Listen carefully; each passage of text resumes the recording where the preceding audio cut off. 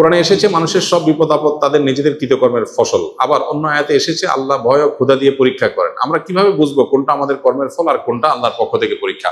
বা যে কোনো বিপদ আসবে আমরা ধরে নিব এটা আল্লাহর পক্ষ থেকে পরীক্ষাও হতে পারে, আবার আমার কোনো বদামলের শাস্তিও হতে পারে। এই জন্য আমি আল্লাহর কাছে একদিকে তওবা ইস্তেগফার করব, অপর দিক থেকে এই পরীক্ষায় আমি অটল থাকার চেষ্টা করব, পরীক্ষায় আমি ভালো থাকার চেষ্টা করব। দুনিয়াতে কোনো বিপদকে আমরা নিশ্চিতভাবে বলার উপায় নাই এটা পরীক্ষা আর এটা আল্লাহর আযাব বা শাস্তি। অনেক সময় দেখা যায় কারো বিপদ হলে গ্রামে শহরে অনেকে মন্তব্য করে এর উপরে এত বিপদ আসে কেন জানো? কারণ লোকটা অনেক খারাপ, নাইলে এত বিপদ আসতো না। আপনি কিভাবে জানলেন যে এটা আল্লাহর আযাব হিসাবে আসছে? এটা নবী রাসূলরা শুধু বলতে পারেন, তাদের কাছে ওই আসে, তারা বলতে পারেন যে এই বিপদটা আল্লাহর পক্ষ থেকে আযাব আর এটা আল্লাহর পক্ষ থেকে পরীক্ষা। আমরা যেহেতু নবী রাসূল আমরা জানি না, এই জন্য আমরা দুইটারই সম্ভাবনা আমাদের কাছে থাকবে। এটা হতে পারে পরীক্ষা, হতে পারে আল্লাহর আযাব। এই জন্য আল্লাহর আযাব হিসাবে আমরা ইস্তেগফার করব, আবার পরীক্ষা হিসাবে পরীক্ষা অটল থাকার চেষ্টা করব। আমি বাস সেক্টরে কাজ করি, আমার অধিকাংশ নামাজ সফর অবস্থায় হয়ে থাকে, সবসময় নামাজ কাজা হয়। এভাবে সবসময় কাজা নামাজ আদায় করে নামাজ হবে কিনা, এছাড়া আমার কাছে আর কোনো বিকল্প তো নেই।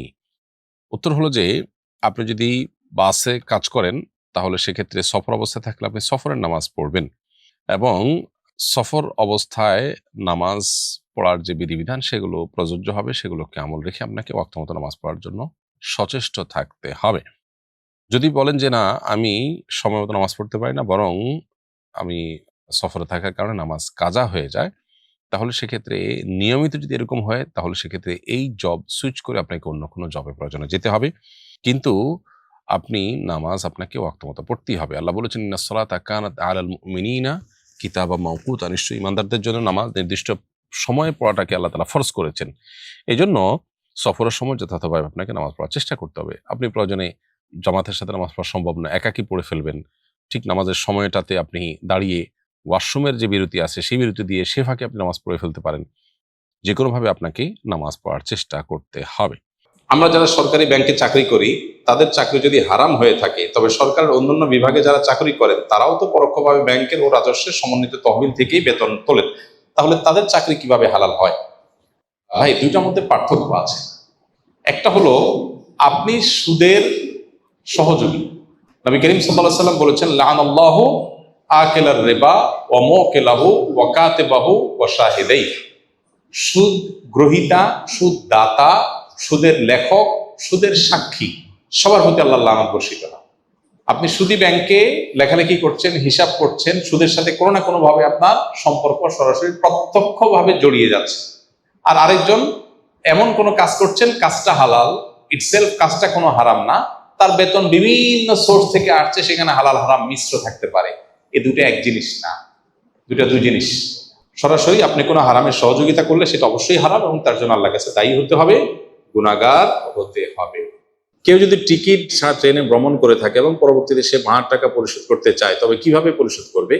ভাই, ট্রেনে অথবা বাসে বা কোনো পরিবহনে আপনি টিকিট ছাড়া কখনো চড়েছেন, তাহলে ওই একই পরিবহনে ওই একই ট্রেনের যত টাকার টিকিট কেটে আপনি চড়েন নাই, কত টাকার টিকিট কেটে আপনি ওটা ছিঁড়ে ফেলে দিলেন। বিশেষ করে ট্রেনের স্ট্যান্ডিং টিকিট, যত টাকার টিকিটের ফাঁকি দিয়েছেন জীবনে, অত টাকার টিকিট স্ট্যান্ডিং টিকিট কিনবেন, দাঁড়ায় থাকার টিকিট, যেটা অন্যের হক নষ্ট হবে না। টিকিট কেটে আপনি এটাতে চড়লেন না, তাহলে টাকাটা কোম্পানিতে ঢুকে গেল, আপনি দায়মুক্ত হয়ে গেলেন। তারপর আল্লাহর কাছে ইস্তেগফার করতে হবে।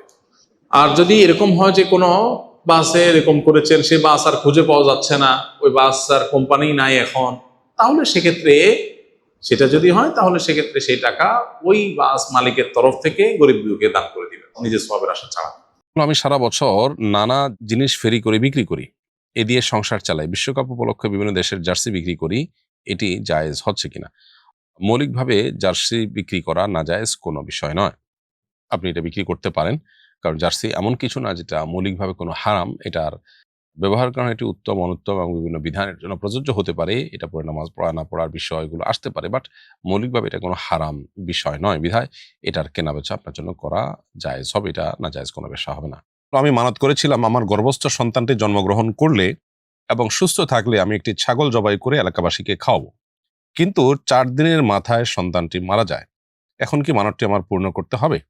প্রিয় দর্শক, গর্ভস্থ সন্তান জন্মগ্রহণ করলে এবং সুস্থ থাকলে আমি অমুক অমুক কাজ করব, এই কথা বলার মধ্য দিয়ে মূলত আপনি শর্ত আরোপ করেছেন মানতের জন্য যে সন্তানটা জন্ম নিবে এবং সুস্থ থাকবে। যেহেতু সন্তান জন্মের পর মারা গেছে, সুস্থ থাকা বা বলতে সুস্থভাবে বেঁচে থাকা বলতে আপনার অন্য 10টি সাধারণ সন্তানের মতো যদি সে বেঁচে থাকে, সেটাই উদ্দেশ্য হয়ে থাকে, তাহলে সেক্ষেত্রে আপনার সন্তান যেহেতু বেঁচে থাকেনি, সেজন্য আপনার মানত পূরণ করা আবশ্যক হবে না। শাহজালাল রহমতুল্লাহ আলাইহ মাজারের দান বাক্স সিলগালা বসলো প্রশাসনের নতুন দান বাক্স, এই উদ্দেশ্যকে আপনি কিভাবে দেখছেন? মাজারের দান বাক্সে যে পরিমাণ টাকা, কয়েকদিনের দান বাক্সে যে পরিমাণ টাকা উঠছে, কত লাখ টাকা জানি উঠছে? 17 লাখ টাকা। কয়দিনে? 3-4 দিনে। সুবহানাল্লাহ। তাহলে মাসে কত টাকা হয়? তাহলে বছরে কত কোটি টাকা হয়? এই টাকাগুলো কই যায়? অবশ্যই এই টাকার তসরুপ বা এই টাকা আপনার তথাকথিত খাদেমরা বা পেছনে থাকা লোকেরা যদি এই টাকা ভোগ করে টাকা পয়সা উড়ায় বা টাকা অন্যায়ভাবে আত্মসাৎ করে, তো সেখানে তো প্রশাসনের কাজ করাই উচিত। প্রশাসন তো এমন এই কাজ যদি সেটাকে দমন করার জন্য হয় এবং এটা প্রপার ইউজের ব্যবস্থা করা হয়, তাহলে এটা প্রশংসনীয় কাজ, অবশ্যই প্রশংসনীয় কাজ। আমাদের দেশে মানুষ কত সহজ সরল। আমরা মাজারে টাকা দেই। মাজারে কেন টাকা দেই? বিপদ দূর হওয়ার জন্য না? মাজারে টাকা দিলে মনের আশা পূরণ হবে, বিপদ দূর হবে, এতে কোরআন বা হাদিসে কোথাও আছে? নাই। কিন্তু আমরা দিচ্ছি। বহু মসজিদ টাকার অভাবে বানানো যাচ্ছে না, বহু মাদ্রাসা টাকার অভাবে ছেলেরা বাচ্চারা খাবার পাচ্ছে না, বহু গরিব মানুষের বাসায় খাবারের ব্যবস্থা নেই, বহু বেকার সামান্য একটু টাকার জন্য বেকারত্ব দূর হচ্ছে না, অথচ মাজারে গিয়া লাখ লাখ কোটি কোটি টাকা মানুষ ঢেলে দিচ্ছে মিথ্যা আশায় যে এখানে দিলে আল্লাহ আমার সমস্যা দূর করে দিবে। আল্লাহ তো বলেন নাই। শাহজালাল সাফরান রহমতুল্লাহ আলাইহিমা তারা নিজেরাও জীবদ্দশা বলেন নাই যে আমাদের মারা যাওয়ার পরে আমাদের কবর পাশে টাকা ঢেলে দিলে তোমাদের কাজ হয়ে যাবে। তারা বলছেন কোথাও? কেউ দেখাতে পারবে? তাহলে এটা একটা ব্যবসা, এটা একটা কি ব্যবসা। অতএব এই আত্মসাৎ বন্ধের উপায় অবশ্যই প্রশংসনীয় যদি সেটার সঠিক ব্যবহার করার উদ্যোগ নেওয়া হয়। কোরআনে এসেছে মানুষের সব বিপদ আপদ তাদের নিজেদের কৃতকর্মের ফসল। আবার অন্য আয়াতে এসেছে আল্লাহ ভয় ও ক্ষুধা দিয়ে পরীক্ষা করেন। আমরা কিভাবে বুঝবো কোনটা আমাদের কর্মের ফল আর কোনটা আল্লাহর পক্ষ থেকে পরীক্ষা?